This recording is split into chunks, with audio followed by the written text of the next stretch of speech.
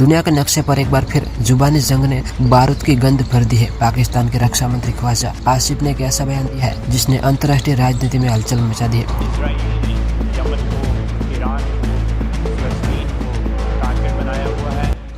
उन्होंने सीधे तौर पर इजरायल को कैंसर कह दिया, लेकिन सवाल यह नहीं कि उन्होंने क्या कहा, सवाल है कि आखिर इसी वक्त ही क्यों।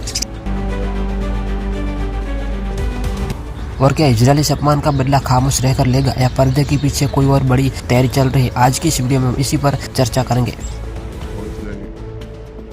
नमस्कार। सबसे पहले समझते कि ख्वाजा आसिफ ने असल में कहा गया। एक हालिया इंटरव्यू में पाकिस्तान के रक्षा मंत्री ने मध्य पूर्व के बिगड़ते हालातों पर चर्चा करते हुए इजरायल की तुलना एक जानलेवा बीमारी यानी कैंसर से कर दी है। उन्होंने कहा कि जब तक ये समस्या जड़ से खत्म नहीं होती, क्षेत्र में शांति मुमकिन नहीं है। ये बयान ऐसे समय में आया है जब ईरान और इजरायल के बीच तनाव अपने चरम पर है। पाकिस्तान जो खुद एक परमाणु शक्ति संपन्न देश है, उसके रक्षा मंत्री का रुख दुनिया भर के डिप्लोमेटिक की नजरों में है। लेकिन गौर करने वाली बात है कि पाकिस्तान इस समय खुद भीषण आर्थिक और राजनीतिक संकट से गुजर रहा है। यह बयान जनता का ध्यान भटकाने की कोशिश है या फिर पाकिस्तान किसी बड़े गुट का हिस्सा बनने जा रहा है।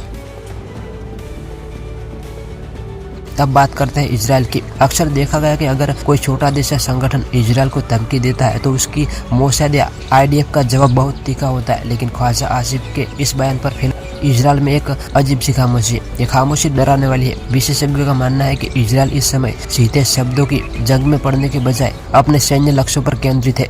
लेकिन इसका मतलब ये कतई नहीं कि इजरायल ने इसे नजरअंदाज किया है। याद रखिए, इजरायल और पाकिस्तान के बीच कोई राजनीतिक संबंध नहीं है। ऐसे में इजरायल अक्सर अंतर्राष्ट्रीय मंचों पर पाकिस्तान की घेराबंदी करता है, चाहे वह टेरर फंडिंग का मामला हो या परमाणु सुरक्षा का। यहाँ एक और बड़ा मोड़ है। ख्वाजा आसिफ के इस बयान को ईरान के साथ जोड़कर देखा जा रहा है। हाल के हफ्तों में पाकिस्तान और ईरान के रिश्तों में जो गर्माहट देखी गई है, वह इजरायल के लिए चिंता का विषय हो सकती है। अगर पाकिस्तान खुलकर ईरान के खेमे में खड़ा होता है तो मध्य पूर्व का समीकरण पूरी तरह बदल जाएगा। उधर अमेरिका की नज़र भी इस बयान पर टिकी है। पाकिस्तान एक तरफ अमेरिका से आर्थिक मदद की उम्मीद करता है और दूसरी तरफ अमेरिका के सबसे करीबी सहयोगी इजरायल को कैंसर बताता है। ये दोहरी नीति पाकिस्तान को अंतर्राष्ट्रीय स्तर पर अलग थलग भी कर सकती है। तो क्या इजरायल आधिकारिक तौर पर कोई जवाब देगा? इसकी उम्मीद कम है, लेकिन कूटनीतिक गलियारों में चर्चा तेज है कि इजरायल अंतर्राष्ट्रीय संस्थानों में पाकिस्तान की इस भाषा के खिलाफ लॉबिंग कर सकता है।